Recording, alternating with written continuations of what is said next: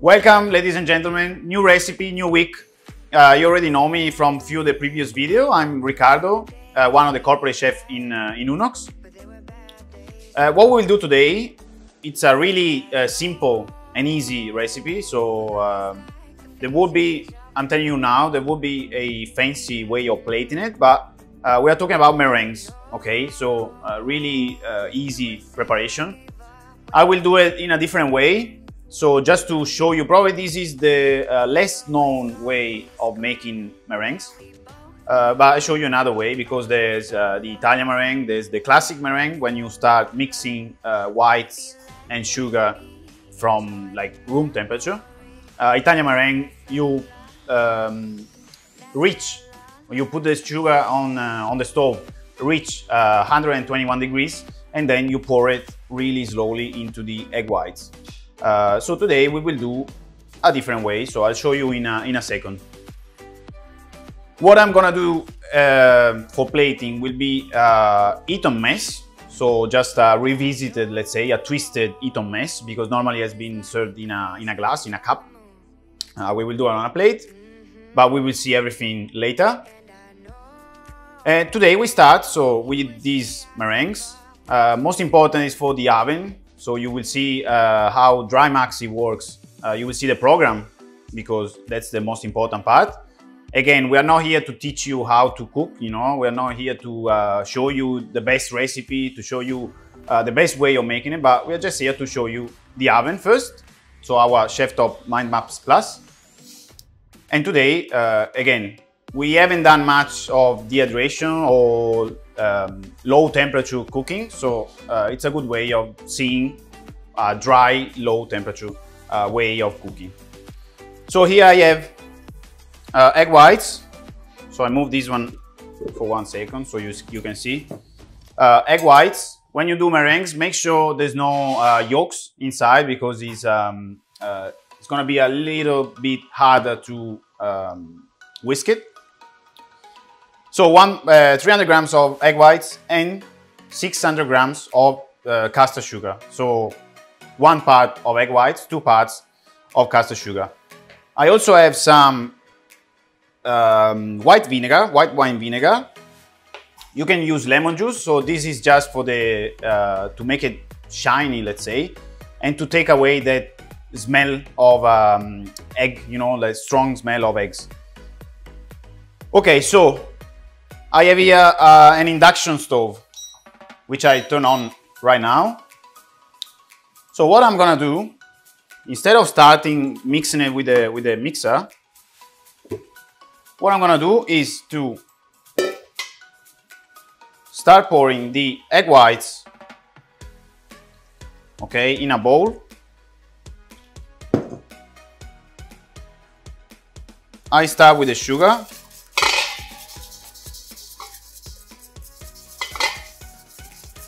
Okay, so everything by hand, basically. Sugar and vinegar. I have like 1 tablespoon of vinegar, so not much. Okay, so we mix it a little bit. And now what we're gonna do is to go.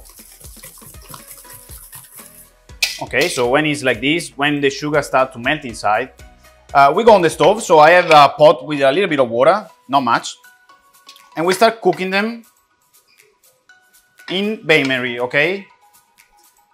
Now, another important thing is to get a temperature probe, because this mix has to reach 62 degrees, okay? So it will take time, obviously, because it takes time. When you do it, don't turn it on a really high heat, because otherwise you start cooking the eggs, okay? Start scrambled eggs. So put it on a low-medium stove, low-medium fire. And this one, it's a bit annoying, I know, because you have to mix it for probably 10 to 15 minutes. But you will see the result in the end. It's will be really shiny. And then we will put it in our mixer to make it fluffy, to whisk it until we get the firm egg whites. Okay, so make sure you keep whisking it. And as I said, it will take probably 10 to 15 minutes to reach 62 degrees.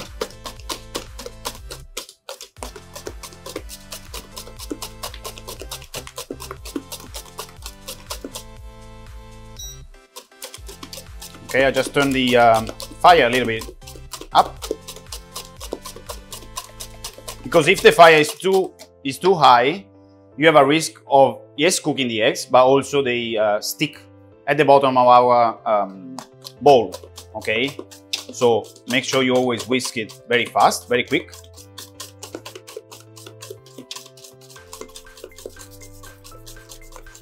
And now I know it's not enough. It's not hot enough. I'm pretty sure it's not hot enough. I just double check. Okay, so we are still at 36. Okay, so we'll definitely need more time to do this operation. Okay, as I was saying, this way, it's a good way because when we start heating up the eggs, okay, it's easier to melt the sugar in, so to don't have a risk of having the grains of sugar, which are not, good in the final result.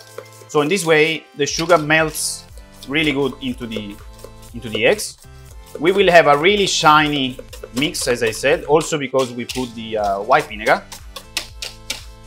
Many people use lemon juice, so as long as you use something acid, so white vinegar. If you want to go a little bit fancier, let's say, you can use lime juice, you can use apple cider vinegar, is also really good. We just stick with a white wine vinegar. Now I take it away. I want to show you the how is cooking, okay, how is heating up into our bowl. Okay, so it's starting slowly to take, consistency, to take texture. Okay, but it needs more time on the stove.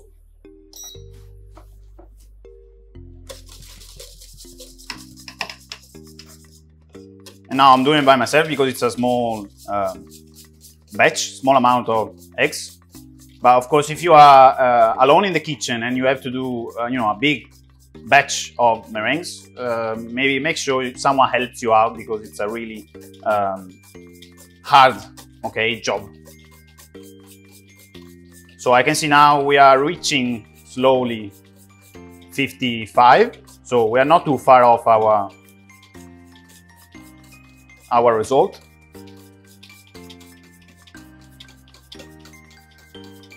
Okay, so 56, we are almost there.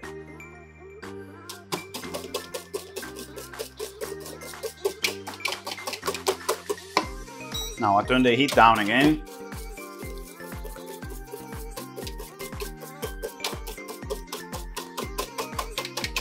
And we are, as I said, not too far off 62 degrees.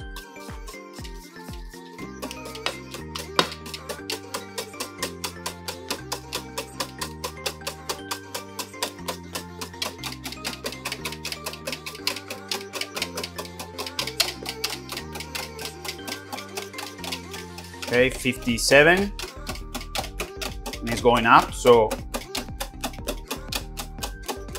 another few seconds and I will take it away from the stove. So you see, now I wish that someone is helping me out because I'm getting tired, but I have to keep going because I'm by myself basically in this video. So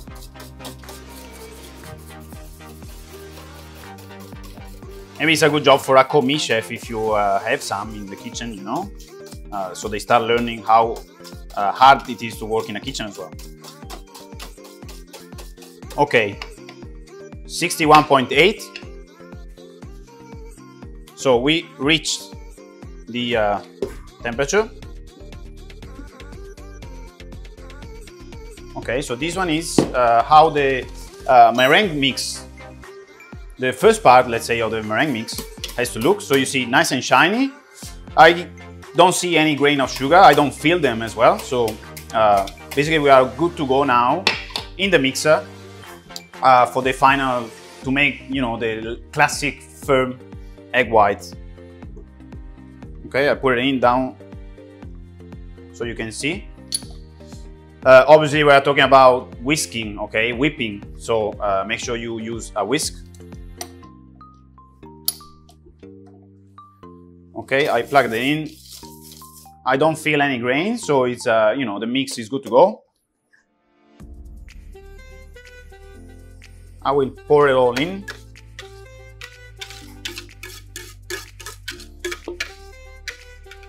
Okay, so I want to show you the bottom as well of the, you see there's nothing that stick to the bottom, so it's basically good to go now in the mixer.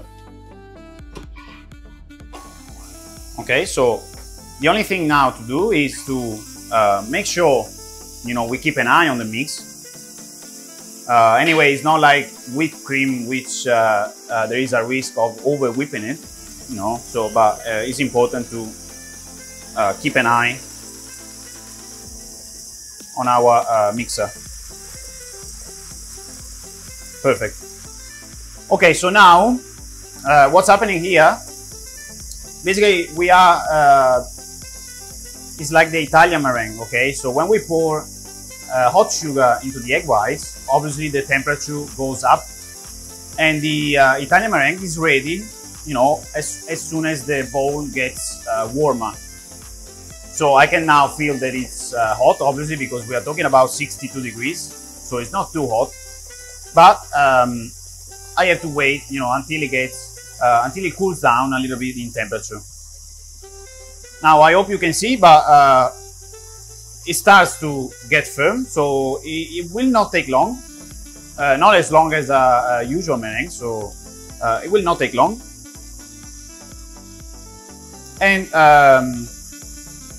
you know, this one is a small amount of meringues. You can work with more sugar and more egg whites. Here for a reason of video, so you can see as well. You know, we haven't used our big mixer that you already seen in the making of the bread, in the making of the pizza. So we're just using a small one.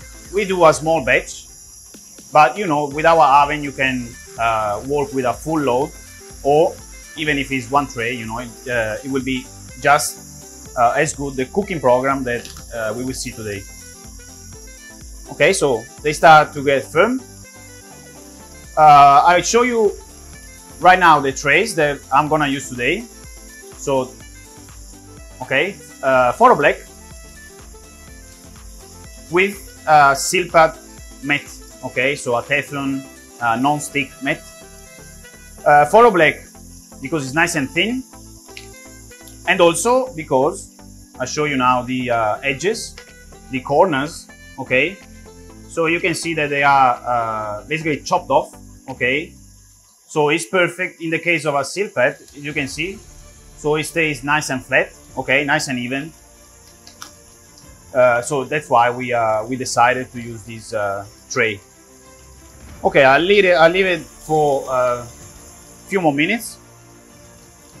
I will divide the batch into let's say 2 meringues. Okay, so I will keep one part white, so I will just keep them as they are, and another part now. This one is food colorant, so I will make them green. You can make them, you know, any color you want. You can make them red, yellow, you know, you can decide what you want. But the important part of when we use food colorants is to, you know, go slowly, add little by little, because, you know, it takes color.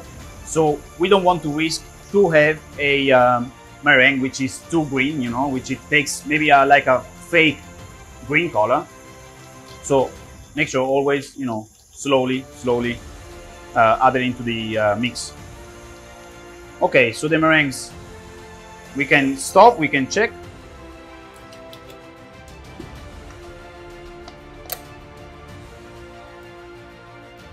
Okay, they are not as firm as I want them, so I will leave them for a few more minutes.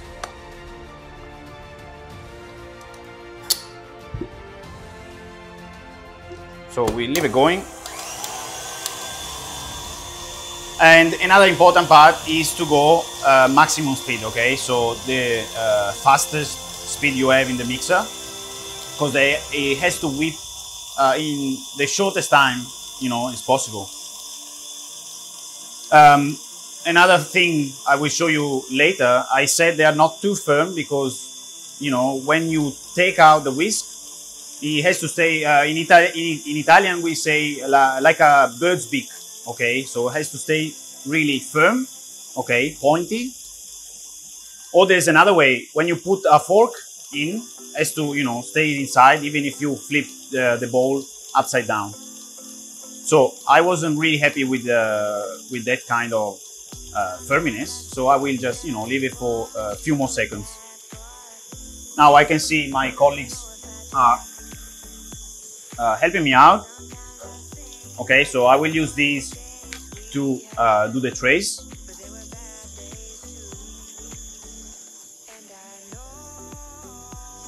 I will take a spoon for the food colorant. Okay, now we check if it's good. Okay, now it's nice and firm.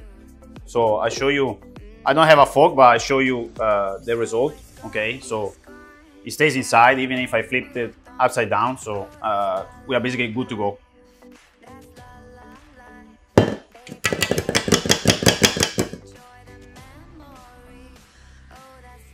Okay. So I leave this one here for 1 second. I take this one away.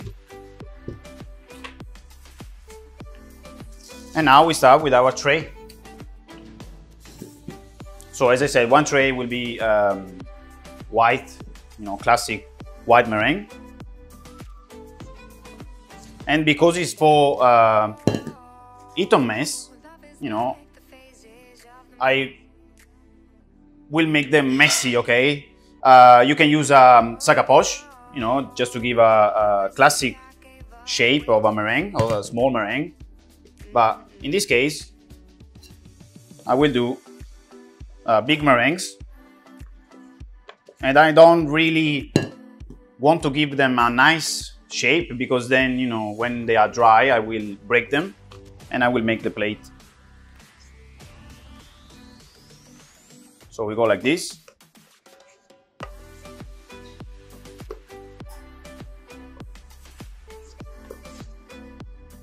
Okay, one tray is done, white meringues.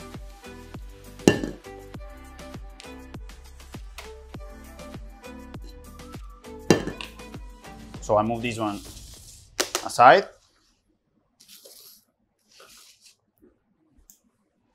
Okay, and now the green ones. So as I said, make sure to use really, you know, a little bit of colorant at a time and always check if it's enough. So you see I put the powder in and now we start mixing and see if it's enough color for our meringues.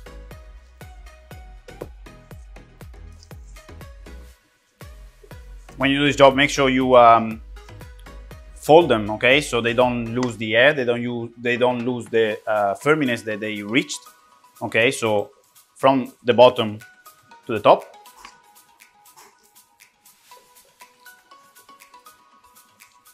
Okay, for example, I'm quite happy with the color that they, you know, it's a light green color, so it's definitely enough for me.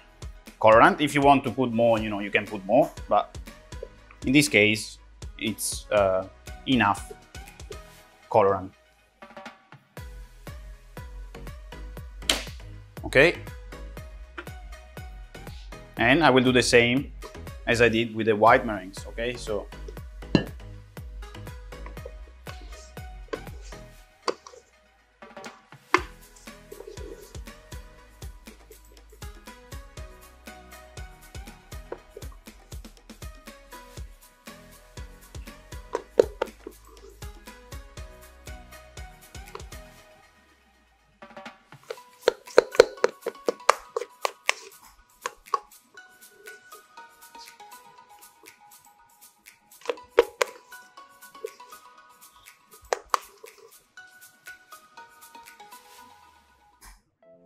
Okay, done.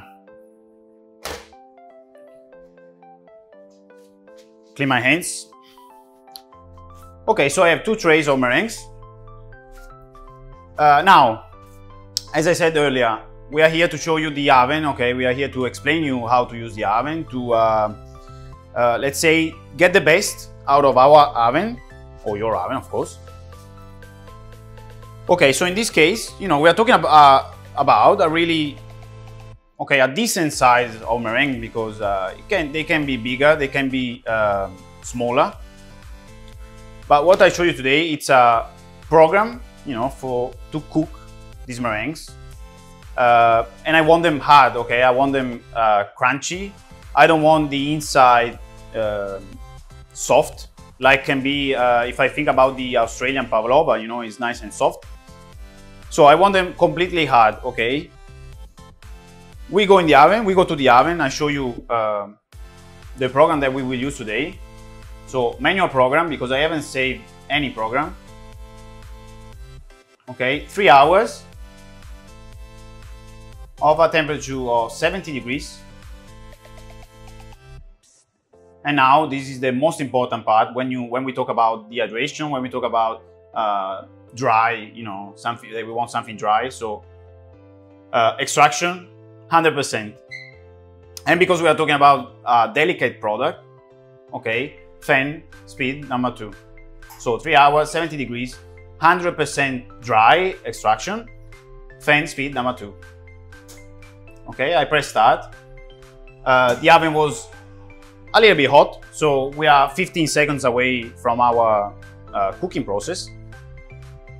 Okay, so the meringues, here I can see I went a little bit messy, but I don't really, you know, mind, because later, as I said, I will break them up, and we will see the proper, not proper, but we will see a different way of doing it on mess. So they have to be messy. Okay, the oven is ready. Okay, 1 tray. The second tray here on top. Oh, no, down here. Okay. Okay, 3 hours. So, as always, for you is 1 second. For me, 3 hours, and we will see at the end of the cooking process, you know, the final plating. So, ladies and gentlemen, 1 second for you.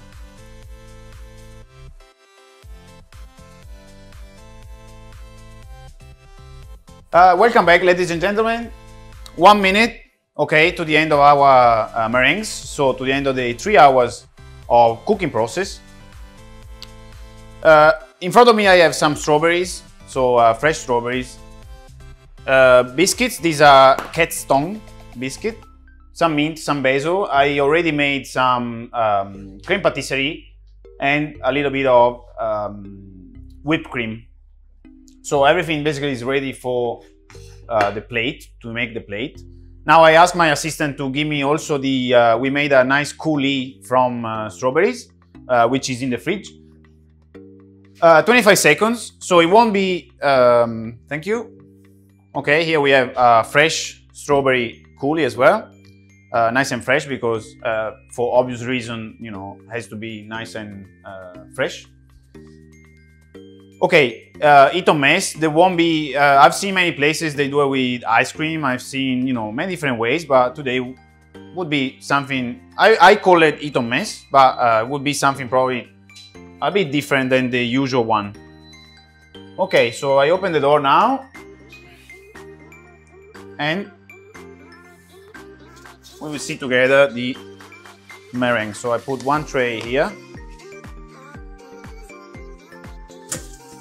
and I will show you the other one right under the camera. Okay, so nice and dry and hot, exactly as I want them. For these meringues, you know, the more you cook them, I wouldn't say the better it is, but it's not, you know, a real issue if you cook them for half an hour longer, for 1 hour longer, you know. We are talking about really low temperature, so it won't affect, you know, too much the meringues. If you're talking about small meringues, you know, probably 1 hour to 1 hour and a half is already enough for small sized meringues. Okay, now they are still hot from the oven, but I'll try to break them up and see the result. Let me get this one, and from here we grab this one. Okay, I just moved this one around because we don't need them anymore.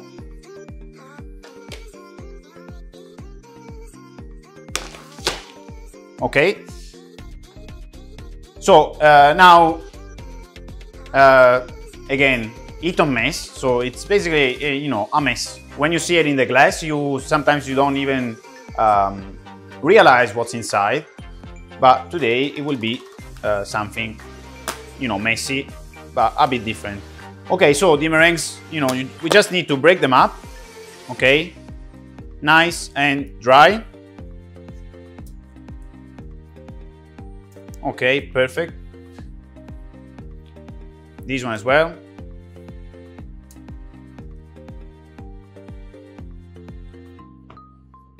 And now I start with the plating. So we start with a bit of whipped cream.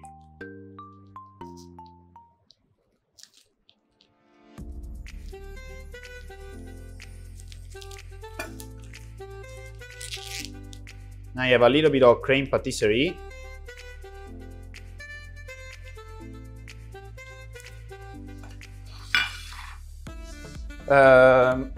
I forgot to slice a couple of strawberries, fresh strawberries.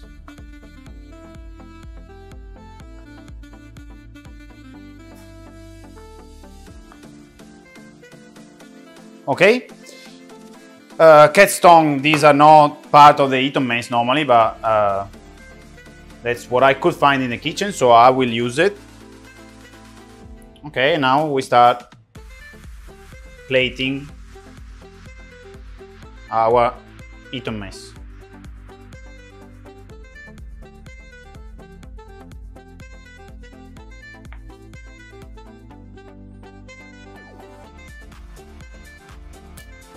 Okay, nice and crunchy.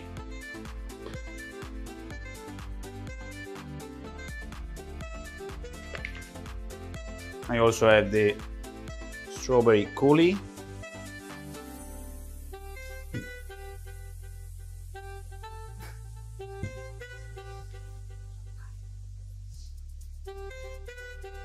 We put the fresh strawberries. And I also have some sliced here, which are always good. Okay. Now I have some cat's tongue just for extra, let's say, crunchiness.